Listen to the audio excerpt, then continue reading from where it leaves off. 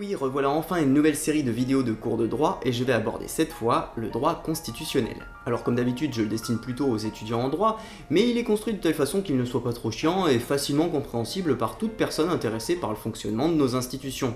Par exemple, si vous avez envie de réfléchir un petit peu sur le fonctionnement de notre politique actuelle, comment ça pourrait changer, évoluer, voire même pourquoi pas imaginer votre propre constitution, alors il faut déjà avoir des bases là-dedans, vous ne pensez pas? Et tout d'abord, bien entendu, la définition du droit constitutionnel, parce qu'on est en droit, merde quand même, il faut commencer par une définition. Le droit constitutionnel est la branche fondamentale du droit public interne qui réglemente l'organisation et le fonctionnement des institutions politiques de l'État et qui régit les relations entre les gouvernants et les gouvernés.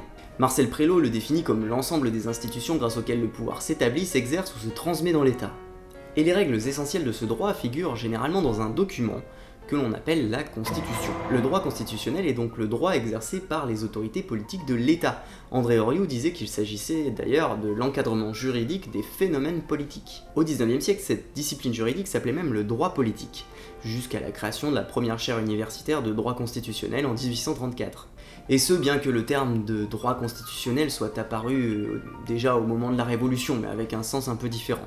Dans un système démocratique comme le nôtre, le droit constitutionnel sert principalement à garantir l'état de droit, c'est-à-dire la soumission volontaire de l'État à des règles juridiques qui encadrent son activité et l'exercice du pouvoir politique. La Constitution est donc notre premier rempart contre le totalitarisme et l'arbitraire. Et le garant du droit constitutionnel, eh bien, dans notre pays, c'est le Conseil constitutionnel, qui est l'institution, la Cour constitutionnelle chargée d'exercer le contrôle de constitutionnalité. Il est important de préciser que le droit constitutionnel est toujours porteur d'une idéologie et des valeurs de l'État dont il émane. C'est pourquoi il est différent selon les pays.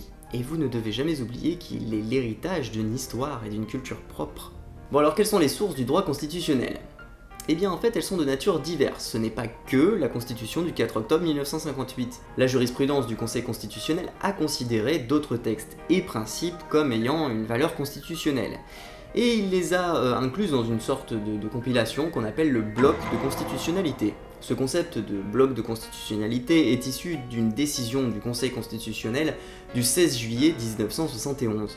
Ce bloc de constitutionnalité est bien entendu composé en premier lieu de la Constitution de la Ve République, la Constitution du 4 octobre 1958, mais aussi du préambule de la Constitution de 1946, de la DDHC, la Déclaration des droits de l'homme et du citoyen du 26 août 1789, de la Charte de l'environnement de 2004, des principes fondamentaux reconnus par les lois de la République et des principes à valeur constitutionnelle consacrés par le Conseil constitutionnel.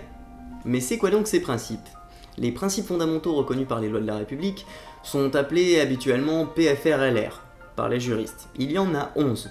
La liberté d'association, les droits de la défense, la liberté individuelle, la liberté de l'enseignement, la liberté de conscience, l'indépendance de la juridiction administrative, l'indépendance des professeurs d'université, la compétence exclusive de la juridiction administrative pour les annulations d'actes de la puissance publique, l'autorité judiciaire gardienne de la propriété immobilière privée, la spécificité de la justice des mineurs et l'utilisation de lois locales en Alsace et Moselle.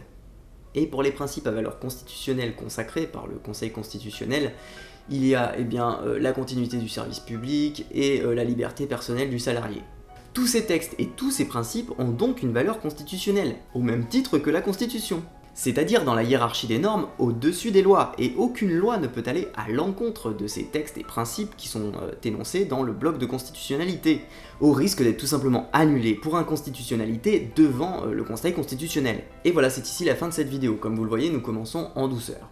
La prochaine vidéo, elle, sera consacrée à l'histoire du droit constitutionnel et des différentes constitutions qu'a connues la France depuis la Révolution.